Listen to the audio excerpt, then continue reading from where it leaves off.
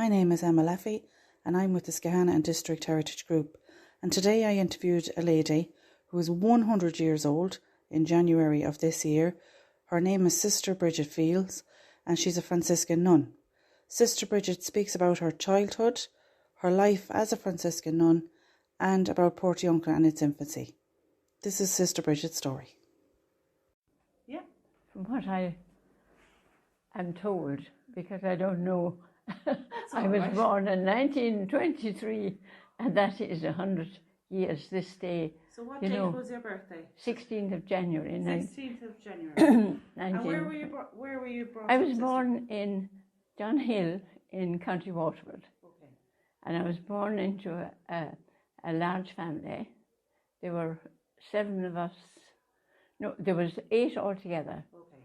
And there is a picture which has 6 of us in it. And, that's... it was the Times that was in it too. It was the Times in it.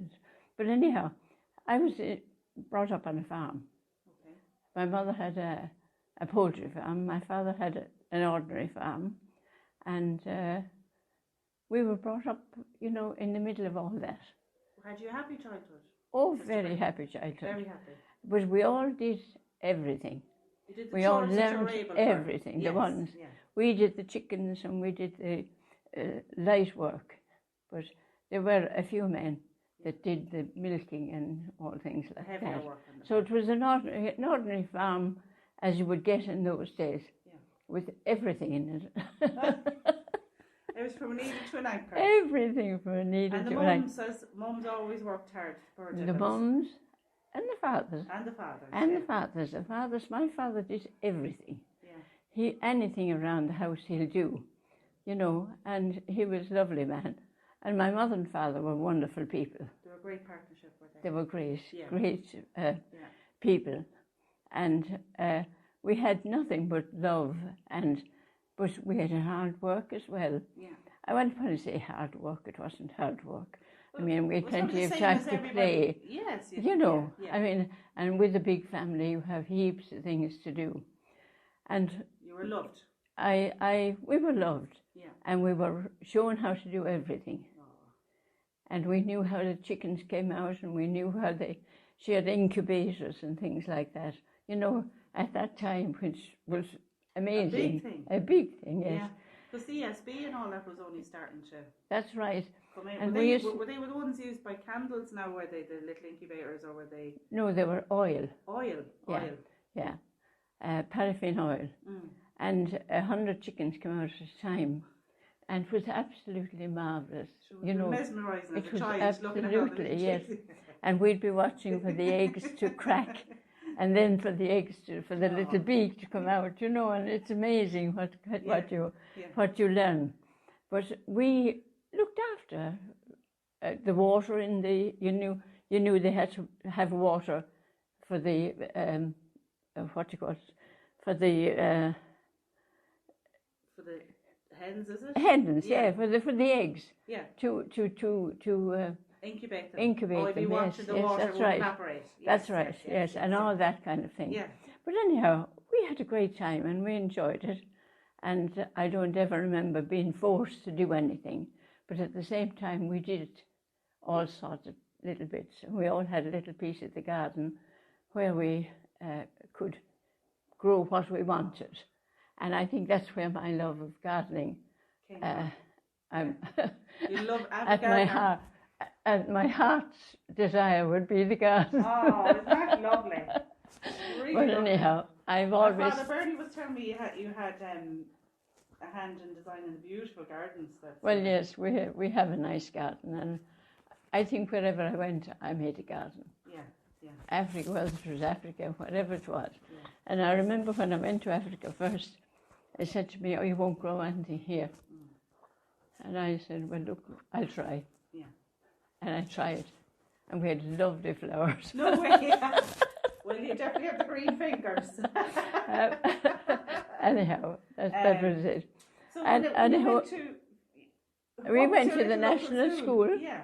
We went to the local national school, Dunhill National School, which is still there, much nicer now than it was then. But it Just was the fire, I suppose. we had a lovely teacher, a beautiful teacher, Miss Beresford, and she was an angel. Now, I think I really always say she should have been canonized because she was so good to the pupils, and especially the people who were less well off. Yeah, I needed. You know, because it would have been a farming community, but there would always be, you know, the people who are better off than others. But anyhow, she would always see to everybody and see that they had food, that they had lunches, that they had shoes in the winter. And I think, if I think of a social worker, I would think of her, you know, because even before her time, I mean, people wouldn't do it, but she paid for it out of her own purse on the purse was on the mantelpiece, and she'd take my purse and go down and buy something, because the shop was just down the road. You know? Oh, sorry. Sorry, sister, not to be. I'm microphone. rambling on. No, it's just not to touch the little microphone because it'll make. Oh, I see. Yes. I'm sorry now. Sorry, that's now. All right. No, that's it'll fine. Make a little rattly noise, and we won't be able to hear your lovely voice. Yes. Yeah. So she was probably like. It was a vocation she for was her, wonderful. really, It was. Oh, it was a vocation for her, definitely. Yeah. And she taught us an awful lot of religion as well. Yeah.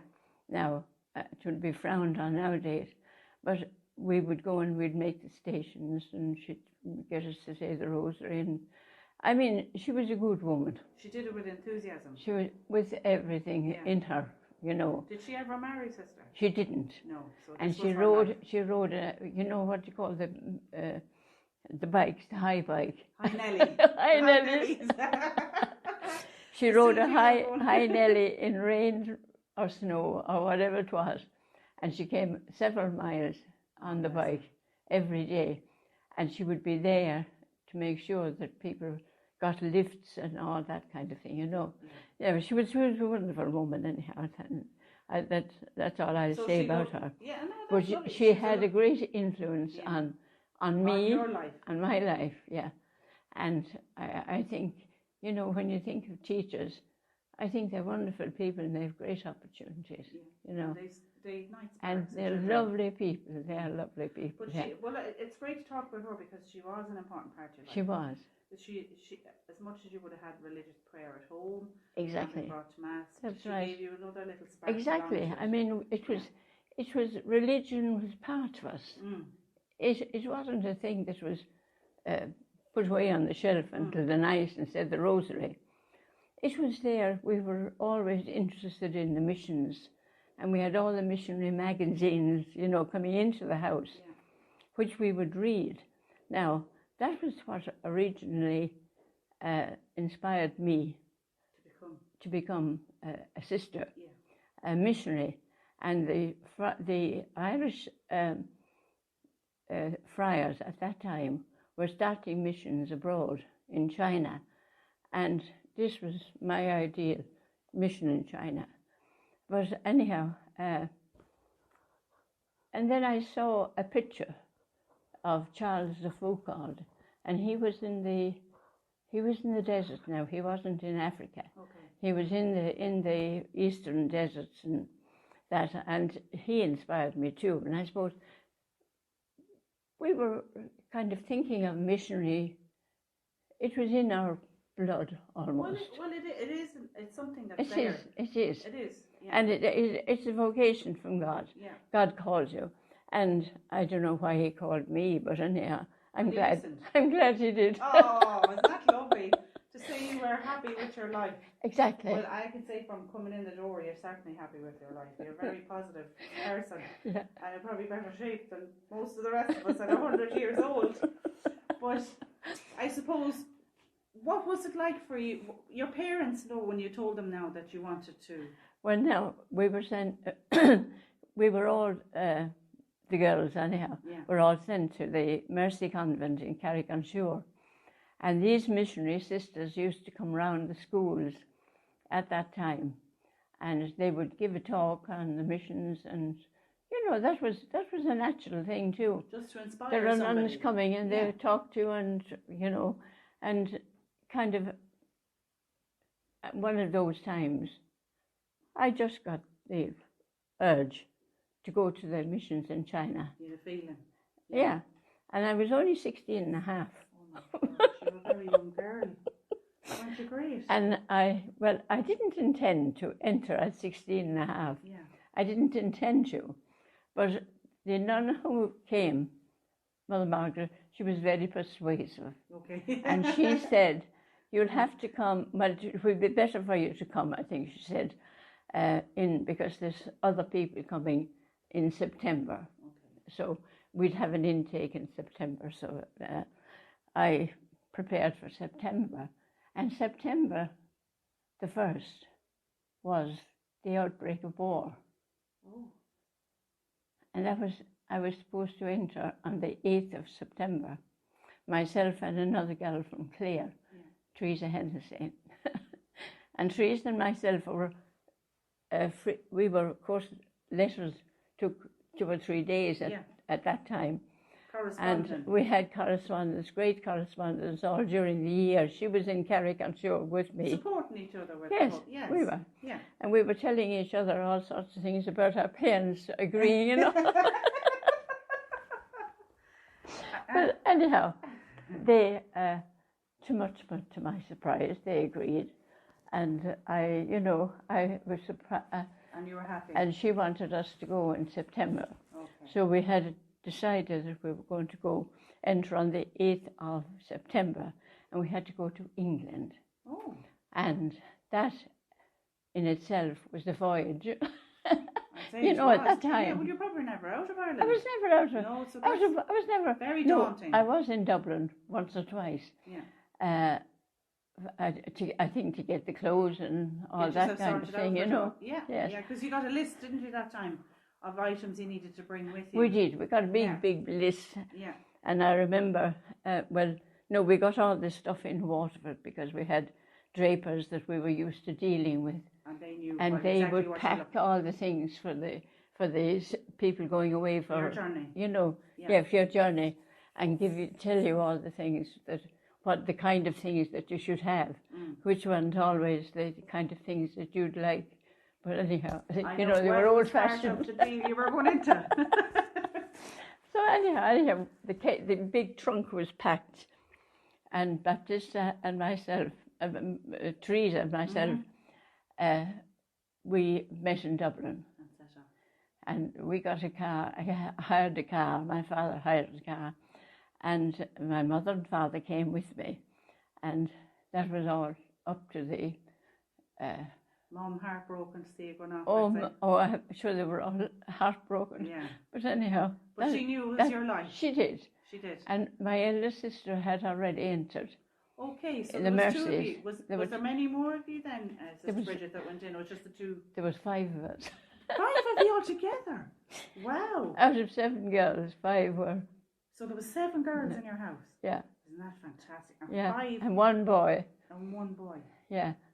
And that was... and 5 of you went? And 5 of us entered. So you went into...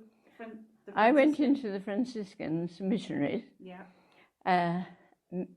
My eldest sister, Mary Jo, she went to the Mercies, where we were at school. Oh no, she went to Dungarvan, sorry. And then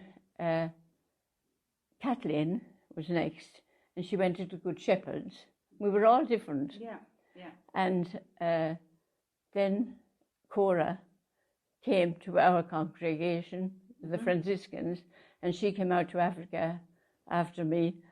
And then Kathleen was a Good Shepherd, and a Mercy. So there were 2 Mercies, 2 Franciscans, and 1 Good Shepherd.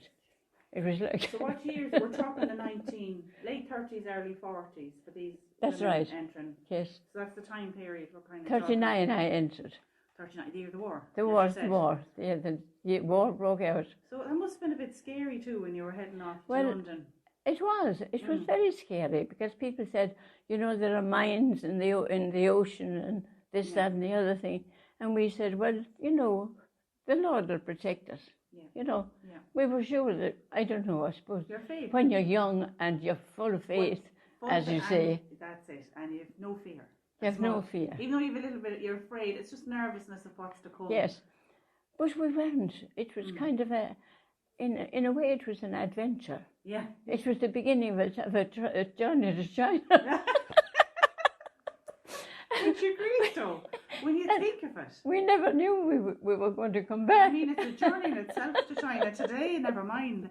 But that would have been all boat, would it? Or was there planes that time? Oh, there were planes. There was planes. But anyhow, we hadn't gone to China, and I never got to China. Oh, I did get to China. I did get to China on a plane once. That's for a holiday? No, not for a holiday. No, for missionary work. Yeah. So you did get there in the end. Oh, I did. I got there in the end. Yes, to a little island called Kinmen, and it was attached to. And is still attached to China, but China always claim it. It's a bit like Taiwan. Yes. You know, they want Taiwan, but they also want Kinmen. It's still there, I think. Kind of now and again they send over a few cannons to remind you that you're at war. But anyhow, so that was much later. That was much later in my. We go back now. So when your dad was hired the taxi now. Hired the taxi. And you were heading on to the boat. And we were heading on to the boat, and of course we were excited in a way. It was the night boat, and we arrived in England. We went to sleep first. We had bunk. You know, they got a berth for us, and we got out. And we had our sandwiches, and we had our money, we had everything we wanted, you know, need for the journey, and a lot of advice. And one bit of advice was, if you want anything and you're lost or you're not sure what you're doing, go to a policeman. Okay. Go to a policeman, my mother would always say. That was your safety net. And that was there was no phones or anything else. So we were, you know, vulnerable, left to the very vulnerable, because anyhow, I'll tell you, we got on the train, and it was grand. We were fine, and everybody was talking, and you know what the train is in Ireland. People will be talking to each other much more they used to than they do now, actually, because you know, I think it's much more friendly now. But anyhow, we went down. We got out at what do you call it? Paddington. Famous station. Euston Station in London. And there was nobody there to meet us. We were supposed to have somebody to meet us there, and there was nobody there. And we didn't know what to do. So, as usual, and as I was told, we went to a policeman. And we told the policeman, we waited around for a long time, and we told the policeman our predicament. And the policeman said to us, now the best thing for you to do is to get a taxi. And he got the taxi for us, and he said, go to Waterloo and take the train to Guildford main station. It's south of London, isn't it? Guildford. Yes, about 30. About 30 miles from London. Yeah. And that's what we did. We got the taxi, and we found out about the I don't know how we did. I don't know how we did all this. You're young, you'll do it. It won't take a flinch out of you. That's true. It just shows you how resilient, in a way, young people are. You know. Yeah. And so anyhow, we got the train to London, to Guildford from London, and there was nobody at Guildford station either to meet us. And we said, now, there's only one thing to do, and that is to take another taxi and to get to the place. Yeah. So anyhow, that's what we did. And you got there. And we got there. And I always remember there was what I'd call a crusty sister. Oh, yeah. Well, sure, no one everywhere, never mind in the sisterhood. There's definitely always one somewhere. And there was this one, she was on the door. You're a devil. The day, the day we entered, she was on the door, and she said to us, "You were supposed to come last night." And we said, "No, we sent a telegram," because only telegrams you sent. That's right. Yeah. And they were, they could come and they couldn't need to come. So the telegram, anyhow, said we'd be arriving on the morning. Mm-hmm. But she thought it was the evening before. The evening before. We were leaving Dublin, so she thought it was just coming. You know what I mean? People weren't used to travel at that time. The phones, you just had that bit of communication, and that was it. That's all you had to go on. You'll have to cut out half of this. Will not. It's the best bit. As I said, you'll have to cut out half the rubbish that I'm... So I'd say it was like, the place, was it a big place that you had to go to? No, so anyhow, doors? When we got to the place in the taxi, it was two houses that they had bought as a nursing home. And the congregation was quite young. It was only, starting really at that time, a couple of hours earlier. Teens, early 20s. Yes, they were, yeah. So anyhow, this, an early 30s, 39 I entered, yes. Anyhow, when we saw these two houses, and then there was a little bit connecting the two houses, and this was a nursing home. Okay. And this is where we were going. And it was unlike any convent we had ever seen in Ireland. Yeah. You know the convents in Ireland had the Sacred Heart statues and everything else. But there was no kind of statues or anything outside it. There was the two houses, and so we went in. And this nun was, as I said, she was a little bit crusty, so she said. Sister Bonaventure was in London all day yesterday waiting for you. So we said, well, then we couldn't do anything. I mean, that was a lot of money for a family to put out. Yeah. So anyhow, then the person that we had met in Ireland, Mother Margaret, came, and she was charming. Oh, isn't that lovely? So that was lovely. The other one we pushed aside. Someone down to keep you here. So we said, oh well, we'll give it a month anyhow, and we'll see how we get on. Yeah. And we can always go home if we want to. Yeah. My mother said to me, be sure and come home if you don't like it, or if you're upset or anything else, come home. Yeah. And we had that, the two of us. So anyhow, we settled in. What kind of work would you have done in there? Oh, well, I'll tell you now. Okay. It was a nursing home, and it was a very nice nursing home. Now, the patients had the best of everything, but we were well treated, and we were well fed, and we were well clothed and looked after and everything else, Though. And it was hard work. Yeah. We were put to work straight away on as kind of assistants. Caring, like a carer now. Yes, like myself. Yeah. And whatever needed doing for the patient. That's right. Yeah. You know yourself. I do. And hard work. And the dirty old nappies, it killed me nearly. I know, yeah. Well, you were only a young girl, you were only a teenager. And all I'd seen was my nieces and first cousins, and their dirty nappies and things like that. And I thought, no, not more nappies. But anyhow. And they weren't disposable that time. They had to. No, we had to wash them all out first. It was all hard work. Sluice them, as we called it. So anyhow, we had this. We did give in the, set the trays, give the meals, see to the patients, make the beds, wash the patients.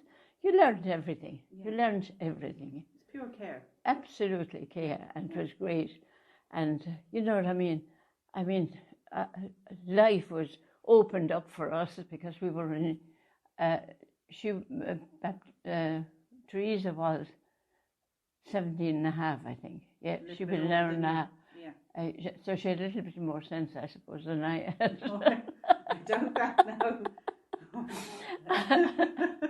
So anyhow, between us, we worked it. We worked it, and we had good fun, and we met all the other sisters, and they were all very nice, and they were, Helpful. They were helpful. They were all helpful. Trying to get you Lovely settled and all people. that. Lovely people, and a lot of them were older than us, And if we were a young crowd coming in. So they were mothering you as well, trying They to were, look after you. yes. Was that lovely though? Too? Yes, it was. Because you hear some awful stories now, and How it's you really do. nice to see the nice end of it. Yeah. It is a vocation. Yes, it and is. It is a caring vocation. It is a caring vocation. Yeah, and that you were happy. That's right. We were very happy. So with your training then, given in the nun element of it, yes. through prayer and was there? Oh yes, we would have lectures. Yeah. We would have priests coming in to give us talks, and we'd have the mass and the office, the divine office, and all all the other things as well. Yeah. As well as your work. As well as your work, yes. And we worked hard, but we didn't mind. We were young and we were enthusiastic and willing. Yeah. And kind of. And so what was was it an early start for you then, Sister? It was an early start. We got up at, I think it was 5 o'clock. Yeah. Something like that. And late in the evening. And you'd make meditation. Now, we didn't know what meditation was. We didn't know. There. Yeah.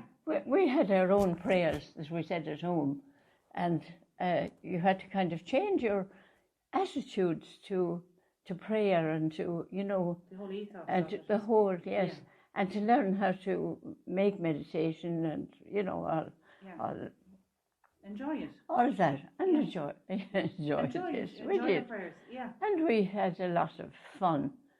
We used to have games and, there was big days. I'm sure there was people who would have come and it was a big day about it. And all exactly, yes. And meeting people belong to the patients. That's well, right, going in for yes. visiting and learning things about England that we Yeah. didn't know.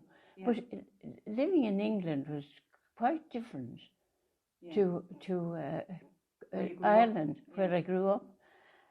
We had good farm food. We never, we were never short of butter or sugar or anything else. And then we had the rations. That's right. You wouldn't know what hit you then with the and rations. we had the blackout. And was it a scary time as well, Sister? It was, yes. When you hear about because bombings every time at about 6 o'clock in the evening, when it was getting dark, as soon as twilight came, you'd hear the planes coming over. And they'd be passing Guildford, going on to London. That rattle.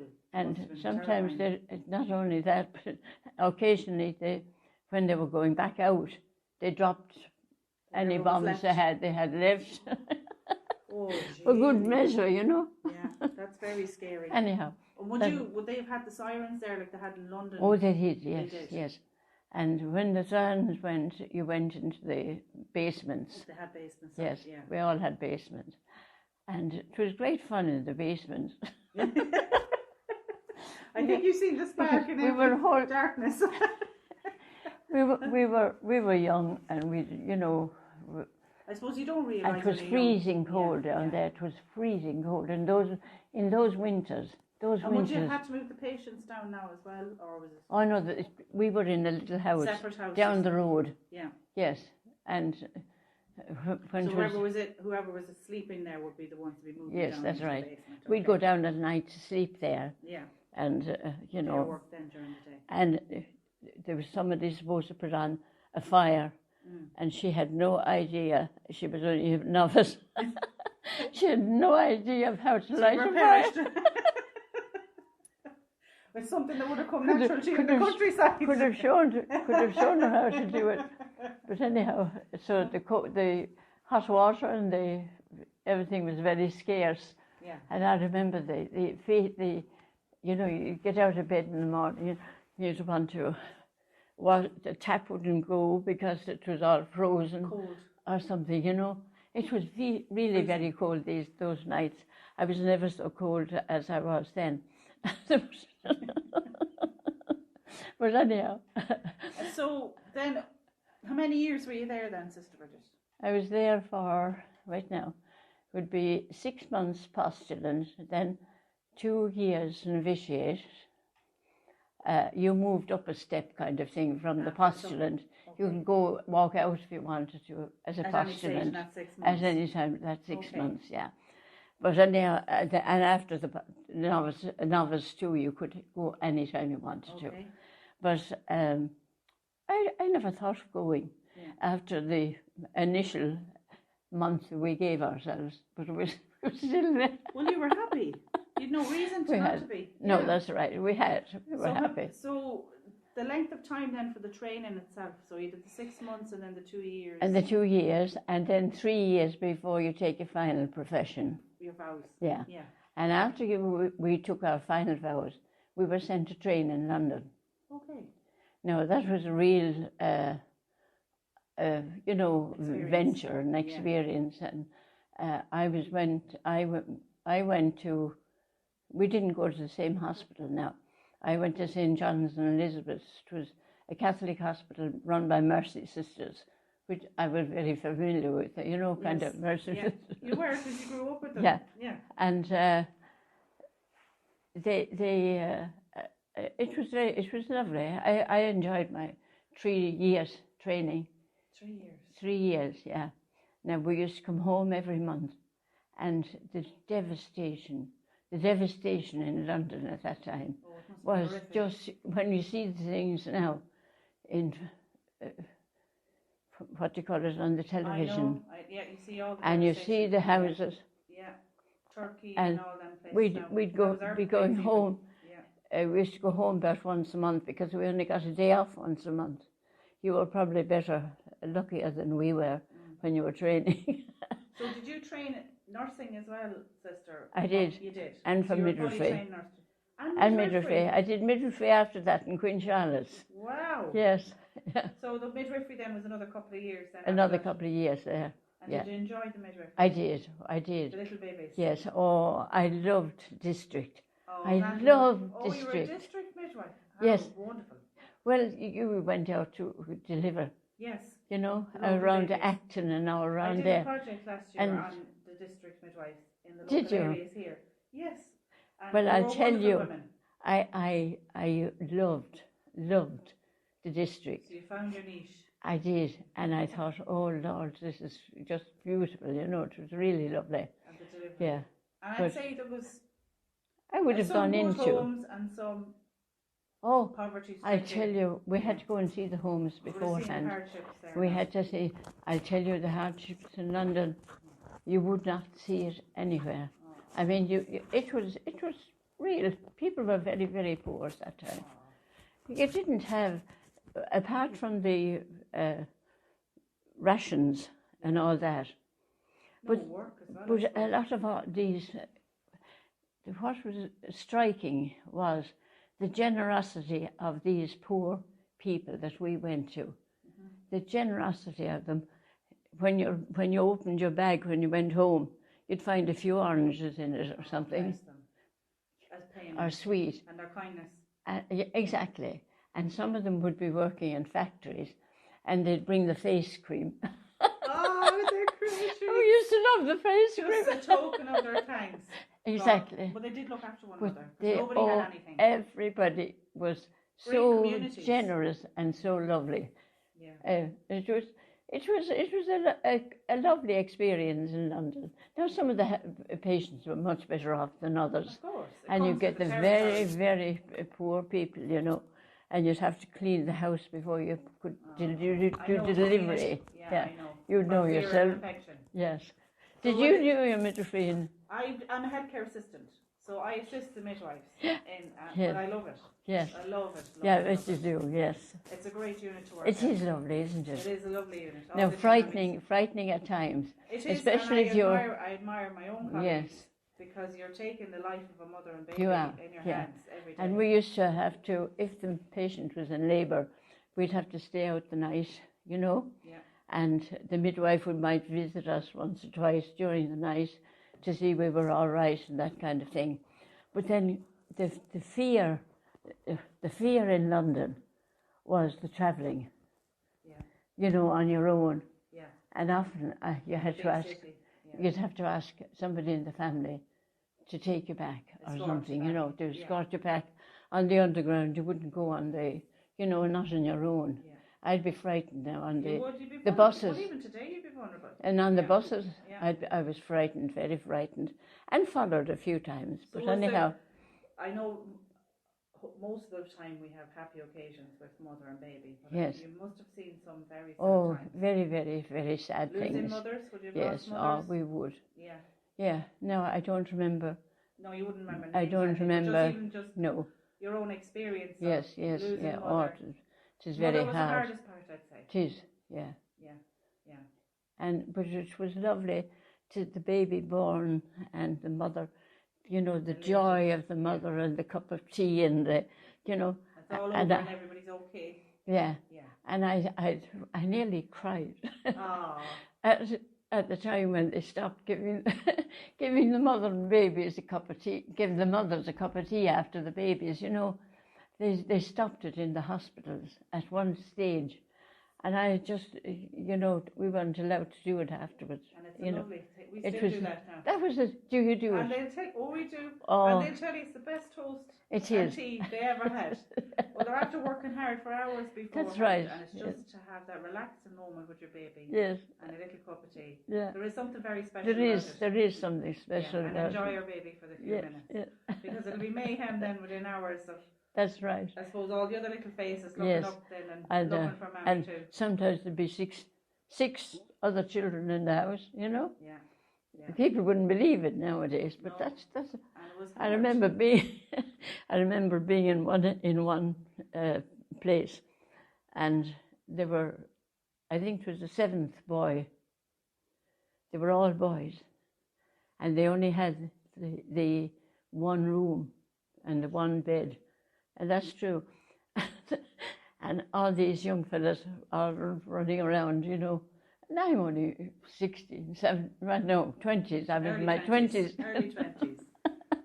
And you know what I mean? The experience of all that is really quite humbling. It is. When you think of the life you had, even though you had a big family at home, you had a good life. We had a good life, yes. These poor women are struggling just to feed their children. It was very sad to see some of them. Yes, they had a hard time and then you could be bombed at any point. Any time your house could go. Now, once I was in a very near mess. The thing was coming for us. Oh, Lord. It had stopped. You could hear the whistles. You could hear it. It used to stop. It was the worst things were the doodlebugs. They were unmanned, you see. First of all, we had them ones that were dropped by the planes, but later on they had the doodlebugs. And the doodlebugs were very frightening because they stopped. They'd make a kind of a burring noise when they stop. And when they stop, then they kind of went at whatever. The target, yes. And you'd wait for that time. And the tension of that time when you're waiting for that thing to burst. You don't know where it is. You don't know where it is. You could be making for you, could be making for anybody. But anyhow, there was one that landed just next door to us, just at the entrance, at a block of flats outside the hospital gate. And we had heaps of casualties. But the glass was the worst thing of all. The glass flying from the flats shards and all that. It was very sharp. It was maiming people, yeah. And whole rows of houses would be gone. The next day you went down to Guildford, between Guildford and London, that's 30 miles, and all these big blocks of flats, half of them would be gone, It's amazing. But anyhow, that was interesting. It is very interesting. It is. You led some life, a great life. So then, after that then, I suppose the position came back home. That's right. Then we had to, where am I? I'm in London. Yes, I'm back. You're back in London? I'm back in Guildford now. Then I finished all my training. And you were back to Guildford? Back to Guildford, and I was nursing, and it was lovely, and there was a real, Lovely place. New nurse, you know, Yeah. kind of Qualified. qualifying, and there's something nice, lovely about it, isn't there? There is. And then I was sent to a little house. We had a house about 3 miles away. It was a little nursing home that they opened, and a second one. Yeah. And I was put in charge of that. Oh. I was only 28, 20. So they must have some trust in you now. They've great trust in you. They must have been badly off. I don't think so. No, I don't think so. When I was, sometimes they tell you, well, if we had anybody else, we wouldn't be sending you. They will, don't send me. Do you want to take a break, sister, or are you okay? Yes, I'll have to get something to drink. Get you a cup of tea. We'll stop there. If you need a That's right. blanket or That's right. So, now, you got word then when you were at Godalming, is that what you said, Sister Bridget? That there was happenings over in Ballinasloe and Galway then? Oh, yes, I did. But I must tell you, a very sad thing is my father died. In between? In between. Oh. And that was very sad, because I wasn't allowed home. You weren't allowed? Oh, that was very difficult. No, but that was the bargain, you know what I mean? I That was know. the bargain I'd made, so I had to live with it. But it was very painful. difficult. Yeah. Oh, yeah. Yeah, but anyhow, that's all right. But he was with you in here? Oh, he was here. Yeah. Always. Yeah. Always. Always, yes, that's right. Yeah. Anyhow, that's... You got word, so... I got word, yes, just after I entered. Really, I was only 6 weeks entered, I think, when he died in a car crash. Oh, that was very funny. Yeah, yeah. He was going home from a funeral in a hired car, and they ran into a lorry or something. Oh, that was very sudden. That's hard now. It was very hard, yeah. It was very hard because I had nobody. Yeah. I know, the supporter understood. Yes. Yeah. Yeah. No one from home? Nobody from home, no. So you had to put your At that trust time, in faith and prayer. you didn't travel like you do nowadays, you know. You're over here, back, you know, that kind of thing. It was a massive journey to undertake. It was. Yeah. It was, but it, you know. You would have done it. I would have done it, yes, I would would have done it, yeah. Yeah. So anyhow, I think now that I came, then where was I? I was in Godalming. That's right. And I was sent, I had to leave that place, that's right. I was there for 3 years, which was very nice, with a lovely small community, small little nursing home, lovely, you know, kind of... Togetherness about it. Together, a small little place, and it was lovely, and we loved it. And it was a gorgeous garden there, beautiful garden, and a great gardener. I think I learned an awful lot of my gardening from him too. Yeah. You know, because learning from him. Yes, that's right. Yes. But you had a thirst for knowledge. Oh, I had. Hadn't you? Yes, I had. Thirst. Yeah. Oh, yes, I had. Yeah. And still, I'd say. I'm inquisitive, but not overly, thank God. I think. But no, I like to learn things, and I think one of the things is every single day you learn something. You do. Every single day of life. There's not a day that passes that you haven't learned some kind of good lesson. You know, isn't it true? It is 100%. And you must see the same thing. Oh, you must do the every same day. thing. There's always something to be learned. But you're a wonderful person. Me? Yes. Thank you very much. No, you are.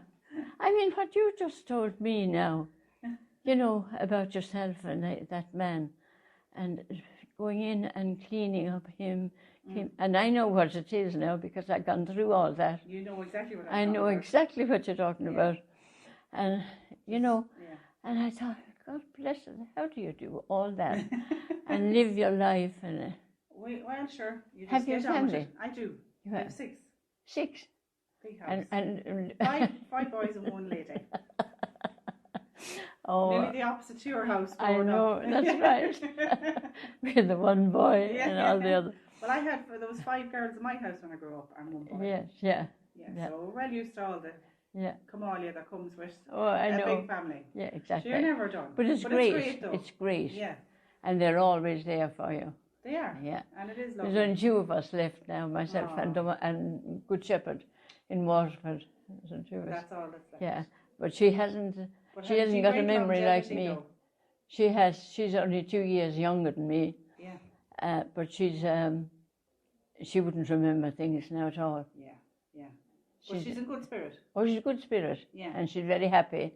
And she had her own little house. And she's, that's what you know, you can ask for. That's all. Bit of happiness. Yeah. So what was the trail then, Sister Bridget, brought you to Portiuncula? Oh, yeah.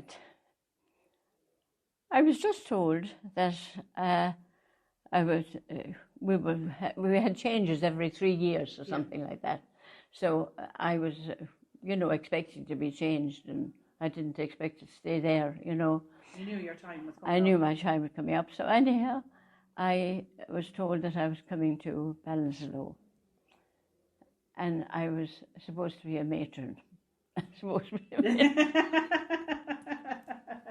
You're supposed to be boss, I know where you're going. But Mother Margaret was the boss, really. But anyhow, I was the understudy, we'll call it. But nice to get back home. Nice to get home, yeah. And it was lovely to see my mother and to be able to go and, I know. and to talk about my father and all that kind of thing. It was really a good time. As well. It was a good time. Yeah. It was a good time. And I loved it in Ireland then, but we had a lot of difficulties in the beginning with the I won't say with the GPs, but with a certain GP we had. Okay. I won't mention them. No, we won't. No, we won't. Trying to get things off the ground. Well, you see, they thought that this was a nice new hospital. They could send their patients in, they'd be looked after for them, and, that was their idea of what this hospital was going to be. It was like a convalescent, they send them in. Exactly, yeah. Our mission and Mother Margaret's ideals were very high, had a different thing altogether. Okay. She had a proper hospital. Yeah. And thank God she had the vision now, when you think of it. But it was very hard in the beginning because, as I said, we hadn't got the support of all the local GPs. Now, some of them were very, very helpful. There was a Dr. Farrell, and there was a whole lot of lovely doctors around too, But anyhow, we struggled on there, and then we took paying patients to begin with. We had the 40 beds, and then we had... And was this midwifery-led at first? Pardon? Was it midwifery-led at first, Sister, or was it just not midwifery from the very first day. Okay, midwifery. And I'll tell you a story, but that will take too long now. And will you have some lunch? I can stay if you want. What? Yeah. Do you mind? Is this too tiring on you now? Well, I usually have a rest after lunch. Yeah. And we can stop sometime. Maybe, I don't know. Whichever suits you, Sister, no. Yeah. Yeah. Do you want to have some lunch and just tell the story then in the afternoon and then that'll be it? Or do you want to have your rest? I think that might be the best thing. Yeah. Yeah. So we'll have the lunch and we'll finish it. We'll and then finish you can have your yes, proper rest. yes, Perfect. yeah. So we'll leave this here. That's right. Lonely after a little house in Godalming. I know.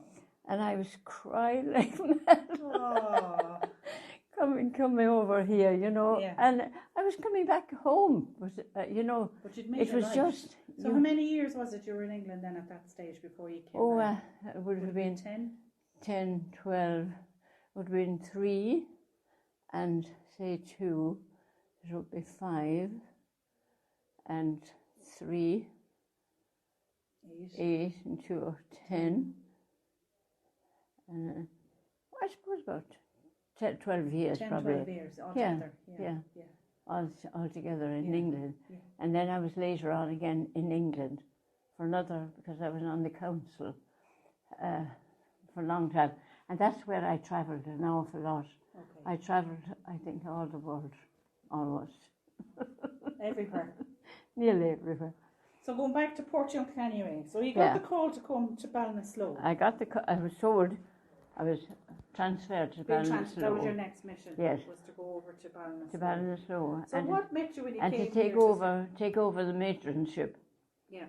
Now, Mother Margaret was superior and matron, and there was a lot of trouble with the GPs here. Yeah. And I don't know whether I was meant to be a peacemaker or what. Just to try and get the show on the road. I was told, anyhow, in certain terms, that, we were to be, Yeah, I know. Trying to get on with people. Get on with the doctors. And get on with the doctors. And try and get it done. Yes, exactly. Yeah, get the thing. And so I was only here 3 years then. So what year was this you came to Ballinasloe? I came to Ballinasloe. I can give you dates, all right. I'll give you those. I have them written down in my little red book. It was the wait now. Wait a minute, it'll come to me all right. I was in Laverna, the little house for I went there 50, 50. In the 50s, I think, I was, must have been in the 50s. So it was the very beginning stages of Portiuncula. It was. Yeah. It was the beginning of Portiuncula. Yeah. I was down in the little house there. I wanted to tell you about that. Yes. As a visitor. I was training in St. John's Elizabeth, and I had a month's holiday, and I was sent over here to tidy the house and to, get it ready. A busman's holiday, as they said, And that was a busman's holiday, all right. And I'll tell you about that because it was very, very funny, really. We certainly had funny times. But anyhow, I came over here and I took over. And this place here, I was told now that a certain doctor was not allowed into the hospital. And that was from the guards. Then there were guards at the gate and God knows what not. I don't know, there was some row going on. Going on between the superior, I suppose, and the mate or whatever she was, GP. And the person and the GPs. And this GP was out, to get her. I know, I just didn't want this happening at all. And no, didn't want it, because he wanted control in the hospital. Yeah. When his patients came in, he would come in as the GP, and we'd be doing all the work for him and looking after the patients. But he was the boss. But he was the boss, yes. And they wanted to be the bosses. There was a few of them that wanted to be the bosses. And you know what doctors are. I needn't tell you, you're a nurse and but they stick together through thick and thin. And then, of course, some of the others carried on. There was a division, really, in the town. Which always happens when something new is happening. And in the town, people were delighted with the hospital, but they knew there was a war going on. In the background. As the man said to Kathy Donlan will tell you that, he said to her, the Battle of Aughrim was whatever date it was, I don't know what date it was. And the second battle of Aughrim was when you came here. And that describes it. To a T. To a T. And the bishops took the doctor's side. And we were the English sisters, known as the English sisters. And we were all, most of us were Irish. And you were saying it was difficult for them to accept that the sisters were leading. We're going to lead. We're going to take leading midwifery as well. Exactly. Yeah. Because they were only used to the normal layman being midwives. it was only just, you know. There was a struggle even with that. They were all. Yeah. They delivered the babies. And I remember when I was training in St. John's and Elizabeth, and I had the month's holiday. That was all we had in the year, 1 month. And they said, oh, you can go over to Ballinasloe, you know, and have a holiday and help and, you know, get the place ready and all that kind of thing. So that house was kind of just being turned into a nursing home. Okay. And we had patients. And I remember this lady came in. We won't mention her name. No. She came in expecting twins. And Dr. Farrell was her doctor. And Dr. Farrell, we arrived, there were 3 of us, Angela, Bonaventure and myself. 3 of us were on holidays. You know, busman, as I said, a busman's holiday. So anyhow, this night, the first night we were here, we arrived and we were put into a lovely 3-bed ward, bigger than this now. It was a lovely front room kind of thing. And we were put into that, and there were 3 lovely beds and lovely mattresses. And we were as happy as Larry. We were delighted with ourselves on holiday and everything else. Little did we know what was all about. But anyhow, after the second night, I think it was second night, the phone rang in the middle of the night, and Dr. Farrell was on the phone. His patient was in labour, and she wanted a private room. So we had to get up Sorted out. in the middle of the night, get the room, Margaret said, get the room ready, just make it into a single room, and, you know, get the place and move yourselves Set up for a birth. Move yourselves out. And you can move into there's a fire in the little parlour next door. You can move in there. So we moved it there. And in the middle of the night, he came. The next thing was, she put her head in the door. I'll tell you this because it's so funny. She put her head in the door and she said to us, look, I'm sorry, Dr. Farrell wants to wait because the patient is, you know, ready for delivery or whatever. Not ready for delivery, but she had so much to go. So we had to move out with our blankets and our pillows and everything else. And we moved into the dining room. And we spent the rest of the night there. But the funny part was, Angela said, I'm going home tomorrow.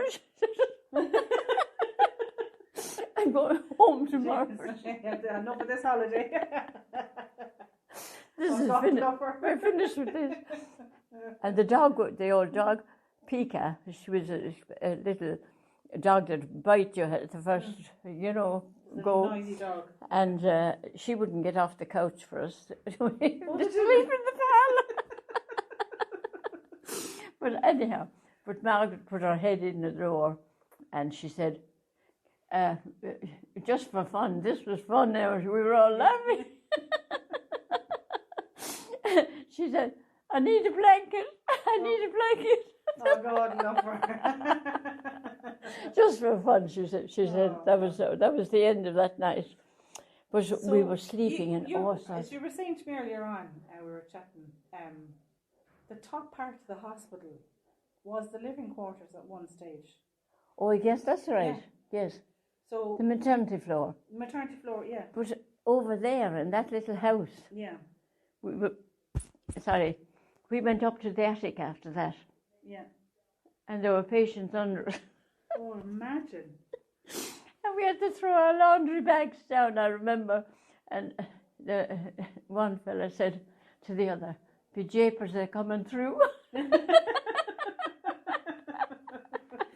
Oh. And no, that was just a funny part. Yeah. That was what was happening over there. I know, but you were so tight in space as well, you know. we had no space, and there was this, and then the boards going this way, so you had to put one leg there and one leg there to get up and to get and to go to bed. Wow. But you slept all right. Yes. Once you got there, you were all right. But that's where we slept. So we were chatting too about the girls were chatting there with you earlier on, Sister B and Sister Kathy. And they were saying that they recruited a doctor to come over from England. That's to his right. family. Yes. So can you tell me a little bit about where he lived? I'll let you explain the little story. So he lived in the little flat. Little roof. It was a roof flat. I think it was meant for the priest who slept there overnight. You know, and that chaplain roof was up over the. That was over the top original of that church. That's right. Yes, and he lived there himself and his wife. What was his name? Do you remember? Dr. Hewitt. Dr. Hewitt. Yes. So he lived there with his wife. He lived for a year and a half, I think you said. I don't know now. Roughly. You'd have to check that with B. Yeah. Because I wasn't. I'd already gone to Africa by that time. Okay. You were gone. Oh dear. So how long did you stay in Portiuncula? 3 years. 3 years. Yeah. And then I was And just you did told. midwifery work really when you were here? Oh, I didn't. No. I was matron. Matron. I was, yeah. Yeah. And that was a full-time job because you had to watch the doctor, whatever his name was, didn't send in patients under false names and false diagnosis rather. He'd say patient was bleeding to get him into the hospital because he wasn't allowed to book any hospital, book any beds so here. Oversee everything. What? So you were nearly 24 hours a day, 7 days a week. Oh, we would have been. We would have been. Yeah. More or less.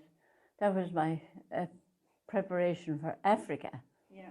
So then I was told that I was going to Africa. I had no idea that I was going to Africa. I think Bernadette was supposed to go, and I don't know why she didn't go. And I was sent instead to start this mine hospital, which was for 300 Africans and 36 European beds.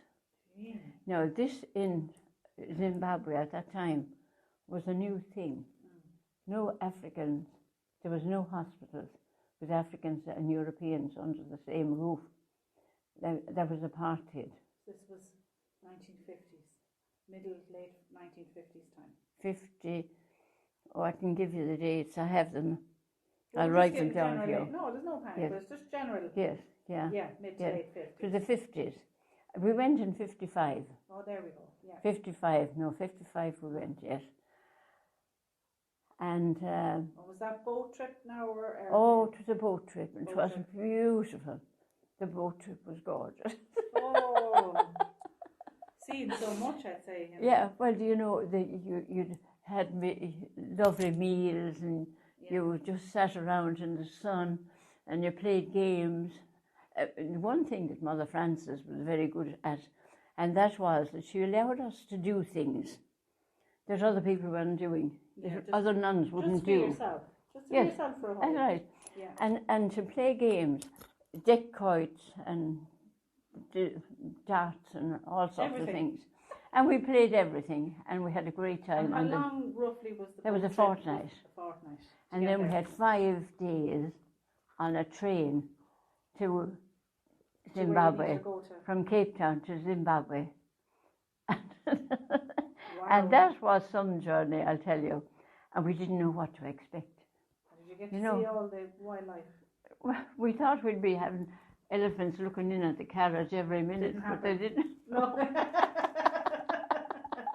You're in the built-up area. We didn't. That was the train from up, but we had to sleep and eat and everything else on the train. And a porter came round and he used to make up the beds. We were in tiers on the beds.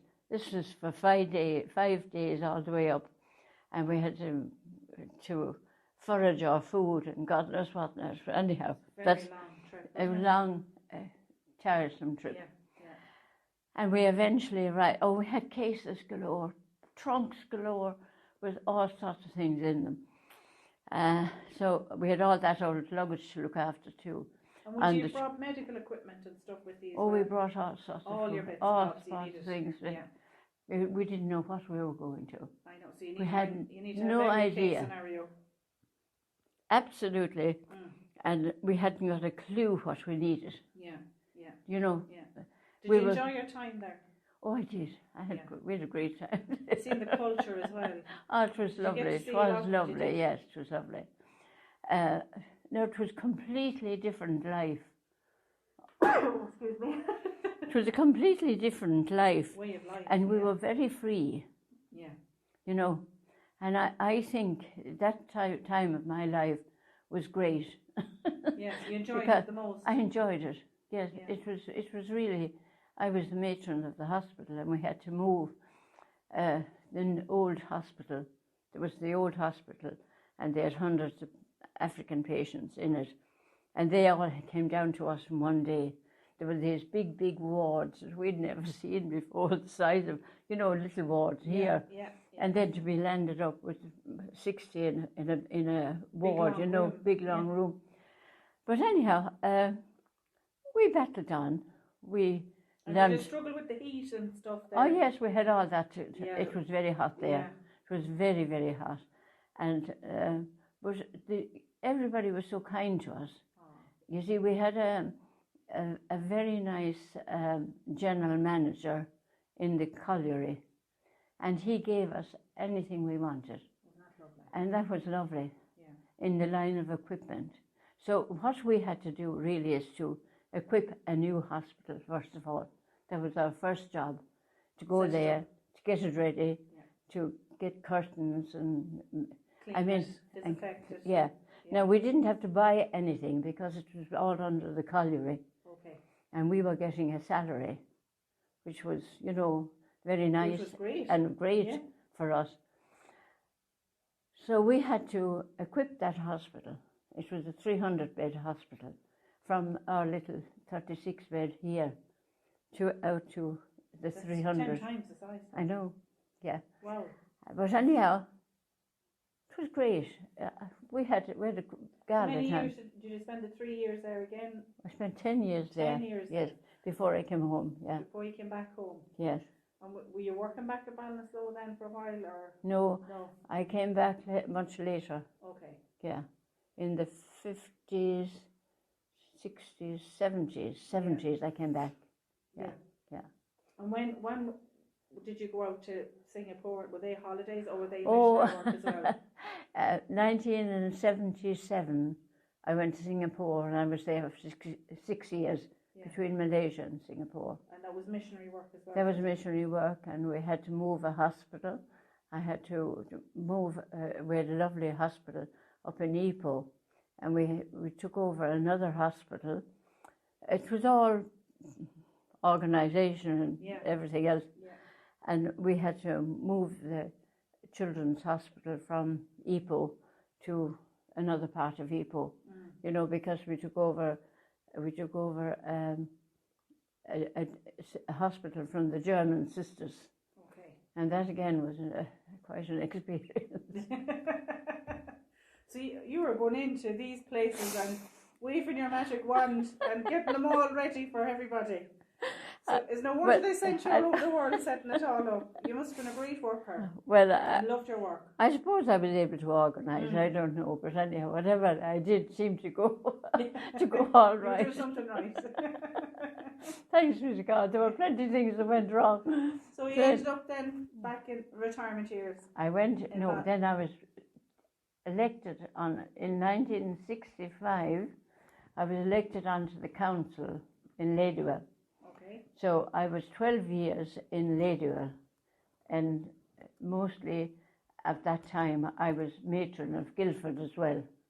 So between, I was 12 years in England. Again? Yeah. Wow. Yeah, so. You really were shifted. And then after that, where should I go? Oh, after that, I went to Singapore, that's right. Mm-hmm. And Singapore was a dream. It was beautiful, I'd say. a dream. Now it was a dream, and But what a way to immerse yourself in all the cultures. it was such a different Way of life and yes. food. And Oh, it was absolutely gorgeous. it must have been eye-opening. And they were And always the poverty though as well. yeah, no poverty in Singapore. No poverty in Singapore. It's completely different. Everybody puts in, anybody that's working, and that's most of the workforce are working, were, what was I saying? Oh, sorry. You're all right. Just okay. the train of it. So you were saying you loved Singapore. I loved Singapore, And there yes. was no poverty there at No all? poverty. I mean, it was a lovely hospital Yeah. in comparison to how we scraped here. Yeah. You know, Trying to pull everything together. everything together there. There was plenty of money coming in, and we had a poor side of the hospital, and we had a money-making side of the hospital. So it was a lovely hospital, beautiful hospital. And how many years did you stay out there, sister? 6 years. 6 years. Mhm. A long time out there. Yeah. It was lovely. I loved it in Singapore. Did you learn some of the languages now when you're out there, the little words? No, because it's all English. All English speaking where you were. English speaking, yeah. Yeah. Fortunately, And then for me. So then you decided to retire back to So, Ballinasloe, really. The retirement years here. well, I must tell you, I remember when I was finished in Singapore, and I was coming home, and I said to the general, Sacred Heart was her name. Sacred Heart, you know what her name but to have, but anyhow, that was her name. And she was a lovely person, actually. But I said to her, I don't mind where I go, but I hope I won't be sent back to Portiuncula, because she kept on saying to me, you know, we could do with you in Portiuncula, we could do with you in Portiuncula. And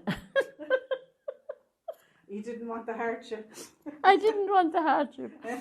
And Well, you were getting on later years said then to her, as well, you know? I said to her, yes. So I said, Annie, I don't mind where I go, except, you know, I don't want to go back to Portiuncula to work, you know. Yeah. Yeah.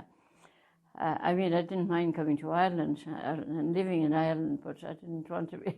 Well, you've had such a nice run of it in Singapore then as well. You I see. know. It's very hard to go back. Oh, don't tell me. It is, yeah. It is. I'll tell you that with no unions. And then when you're younger, you have more fight to do With it. no unions or anything in Singapore. It was absolutely a dream. You know, you could move a nurse from up there to down there, wherever you want to, short, you know, without any qualms at all, you know. There was such a lot of things in Singapore that were just simpler, absolutely simple and nice. And I had a lovely time there, and I did my pastoral care while I was out there. Okay. And I did a lot of things in Singapore that I wouldn't have done, you know. Yeah. They were very, very forward at the time, and, you know, And the pastoral care did become a nice part of your work lovely. life. It was lovely, yes. Yeah. And, you know, everything was, you had great opportunities out there. Yeah. Great opportunities to go forward. Further educate yourself and stuff. Exactly. Well, you did still, even though you were coming on in later years, you still had that thirst for knowledge that you had from a very young age. I did, yes. Yeah. The funny part was that when one day this letter came in the post, and you get all these ads and things, and I threw it in the basket. And then afterwards I thought to myself, that's something that we should be doing. This was pastoral care. Now, nobody in our congregation had done pastoral care until then. And so I said, I pulled it out of the basket, and I rang the a Methodist pastor, and I rang him, and I said to him, will you tell me something about this course? You see, I said, I think I'd like to do it, because I could do it as a 1 day a week, which was great. When you come back home, or retirement even, you could still be something to do. Exactly, yes. Yeah. So he said, at last somebody's answered. He's waiting a long time, was he? He was waiting. No, And really? he had been doing it, and he had no hospital to do it in. Yeah. So, you know, we started it in Mount Alvernia. But anyhow, You enjoyed it? I enjoyed it. Oh, I enjoyed And did you it. do some of that when you came back home then? I didn't do any when I came No. back home because I came straight here. Straight here for retirement? For another seven years at retirement. Gee, Matt. You're unbelievable. So when you did another 7 years work here? Yeah. And what was your workload then at your Then later years? In that time, I was the administrator and superior. Okay. Yeah. So you were the big boss. I was the big boss.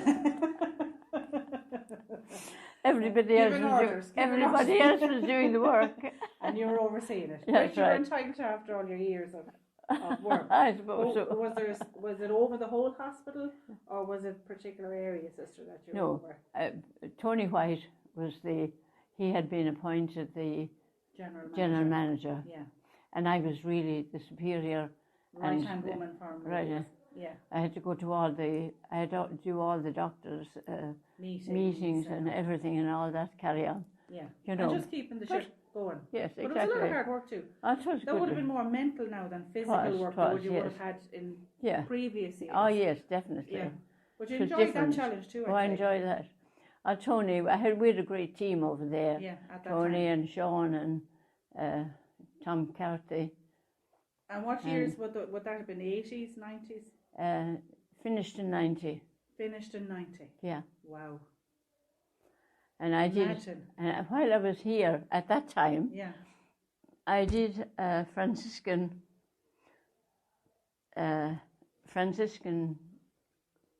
retreat course. Yeah. For 3 months. I took a leave. The sabbatical. Yeah, for 3 months and did it down at Roscrea. Okay. We were resident there, Franciscan. That was lovely. And that was a great experience. Yeah. Time for yourself. Time for myself. But you didn't lovely. have in a long time, I'd say. Didn't. No. It was overdue. Well overdue. So you retired, let me think now. So that's 32 years ago. So you retired when you were about 67, 68. Yeah, that's right. And you're still on the go. I'm still on the go. But more of your retirement was enjoying life. Exactly. Your gardening. Grand, yeah. Prayer. Yeah. Community, I suppose. Yeah, community. And is there any other lovely aspects you had in retirement? I did art. Art, okay. Went to art classes here. Oh, lovely. Yeah. And did you paint something nice? Oh, I did. You have pictures? A few things. Oh, lovely. Oh, we might get a few pictures then, I've too. given most of them away now. Oh, beautiful. Some of them are hanging up around. Oh, Come in. Sorry, no, come in. We're going. We're in trouble. Yes, Thanks so much. And Bridget, you need to rest, I think.